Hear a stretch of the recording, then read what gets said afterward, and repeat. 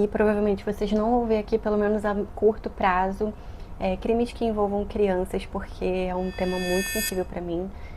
Olá pessoal, sejam bem-vindos a mais um vídeo aqui no canal.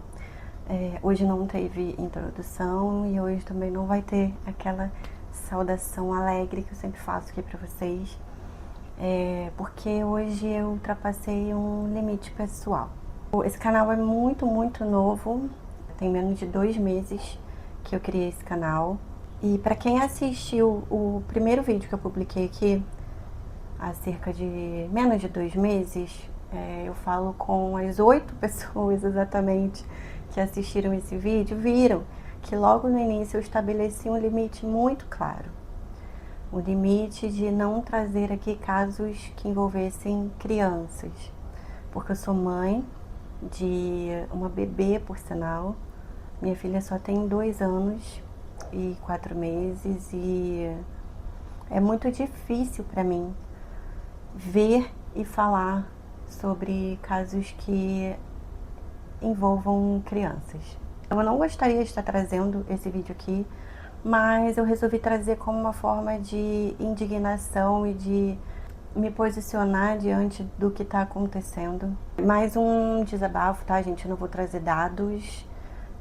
Se você espera assistir as imagens e ver todos os dados e tudo muito detalhado, não é aqui. Aqui é um desabafo de uma mãe que tem visto as crianças do nosso país sofrerem nas mãos daqueles que deveriam ser os seus garantidores, os seus cuidadores. E eu tô muito triste mesmo com esses últimos acontecimentos. Não que o que eu faço aqui no canal, os casos que eu trago, não me deixem triste, perplexa e até revoltada às vezes, vocês já viram isso aqui, mas é que envolvendo criança toca numa ferida muito mais profunda, entende?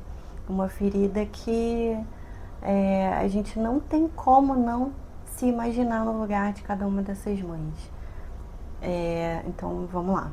Na última semana, no dia 3 de agosto de 2026, nós recebemos uma notícia muito triste, de um menininho de apenas 3 anos de idade, o Gustavo. O pai dele, que é um advogado, ele foi à polícia dizer que o filho dele tinha se afogado. O menino ficou no local e aí a polícia chegando, né? Depois a perícia, posteriormente, identificaram que aquilo não foi afogamento, coisa nenhuma. Aquela criança foi brutalmente morta supostamente pelo próprio pai, e com a conivência ou com a omissão da madrasta. Não se sabe exatamente ainda tudo está sendo investigado, mas se levantou fortemente essa hipótese desses dois serem autores da morte desse menino. O Gustavo só tinha 3 anos de idade e veio à tona na mídia um vídeo onde o menino chora e implora para não ir para a casa do pai. Esse vídeo foi utilizado como uma forma de ataque à mãe do menino por ter gravado e postado isso publicamente, né? Só que nós temos que entender o que vem por trás dessa história. Esse crime aconteceu às vésperas do Dia dos Pais, que é uma data muito simbólica para diversos crimes familiares. E essa mãe, ela já tinha uma medida protetiva contra o pai. Eles estavam em uma disputa judicial, eles estavam separados, o pai e a mãe desse menino. Ela tentava ali conseguir provas para conseguir a guarda unilateral da criança, mas ela estava ali tentando construir provas, porque no Brasil, se você impede o seu filho de ser visitado ou ser levado pelo pai quando a relação termina, você é enquadrado na lei de alienação parental. É uma lei que precisa ser revista. Nós temos visto muitas coisas acontecerem simplesmente porque essa lei permite, essa lei obriga que a mãe entregue o seu filho para o pai, mesmo diante de indícios de abuso, de violência. O que eu quero dizer, gente, nesse caso, é que já existia ali um histórico de ameaças, supostas ameaças desse pai contra a mãe do Gustavo. No fim de tudo, isso está sendo encarado como um crime de vicaricídio. Acha-se que esse pai, ele fez tudo o que fez com o filho para atingir a mãe da criança, que é o que configura de fato o vicaricídio, quando uma pessoa mata os descendentes, ascendentes e pessoas ali próximas à mãe só para atingir a mulher. Então, gente, isso é um tema muito sério que me deixou muito triste, muito perplexa, mas ele não veio sozinho. Dizem aí os ditos populares que uma tragédia nunca vem sozinha, ou uma notícia ruim nunca vem sozinha. Então, no domingo, Dia dos Pais, dia 9 de agosto de 2026, amanhecemos com a notícia de 2 meninas que foram encontradas sem vida dentro de um carro, asfixiadas pelo próprio pai. E nesse caso, tem imagens que comprovam esse pai deixando o carro com as meninas ali em uma via pública, se trocando calmamente e indo embora. Bom, nesse caso, as meninas eram a Isis e a Laís, uma menina de 3 anos, a outra de 5 anos. Os pais estavam separados e nesse caso tem uma outra camada ainda. Esse pai, ele era ex-presidiário, ele foi condenado por outros crimes, até onde eu vi crimes patrimoniais, crimes de roubo, algum envolvimento nesse sentido, nada contra a vida. Mas ele já tinha cumprido pena e ele estava em liberdade condicional. E aí ele pega as crianças no sábado para passar o Dia dos Pais com ele. E essa mãe não pode dizer não, porque ele é o pai. E se ela disser não, ela vai estar cometendo alienação parental, segundo a nossa lei. E aí quem vai presa é ela. Aí quem responde criminalmente é ela. Ele leva as meninas, ele comete esse ato, ele vai embora e ele ainda manda um áudio para familiares dele dizendo o que ele tinha feito, o que ele iria fazer, enfim. Ele confessa. Ambos estão presos hoje, ambos estão sendo tratados realmente como suspeitos.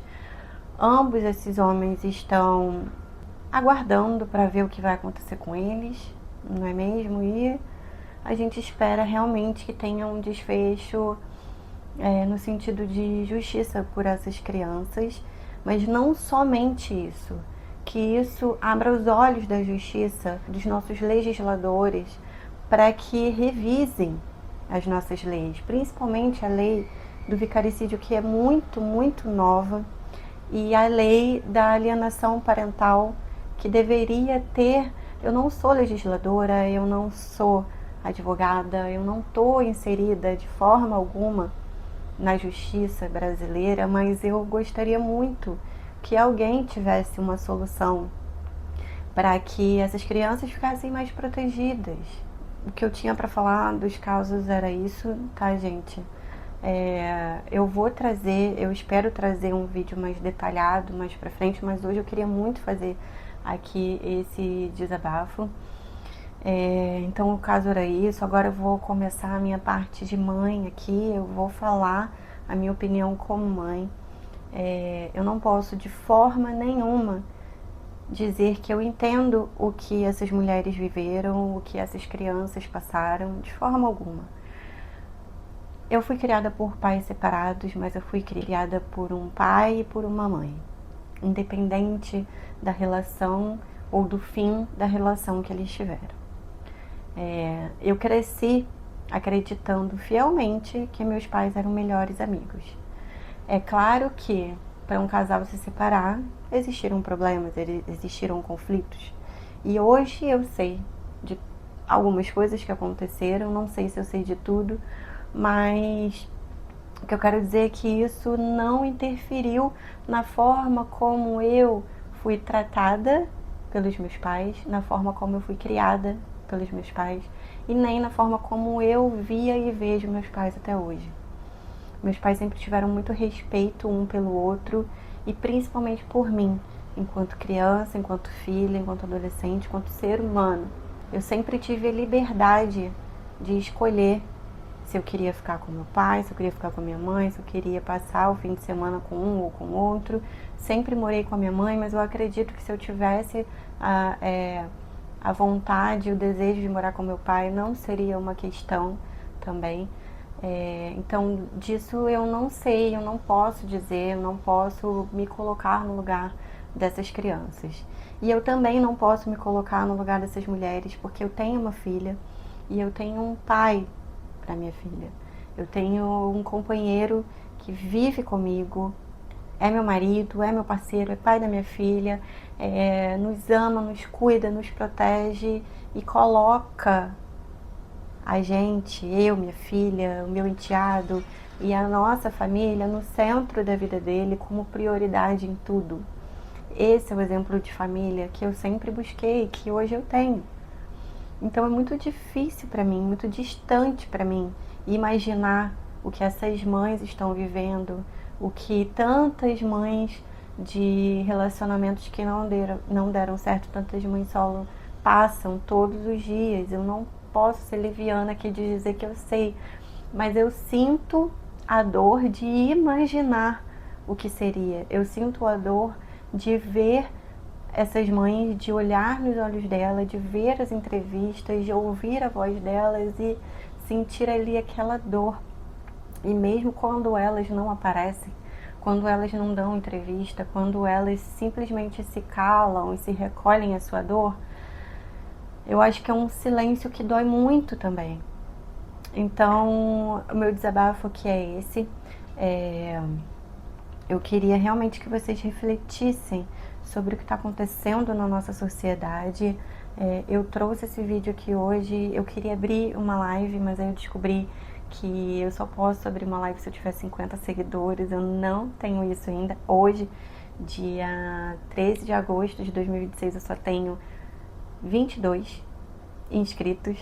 Então, esse vídeo provavelmente não vai chegar em muita gente, mas eu queria deixar registrado aqui pra mim, pra minha filha no futuro, e caso esse canal cresça, para quem vier depois, que aqui tem uma mãe que sente que ultrapassou um limite aqui em nome de trazer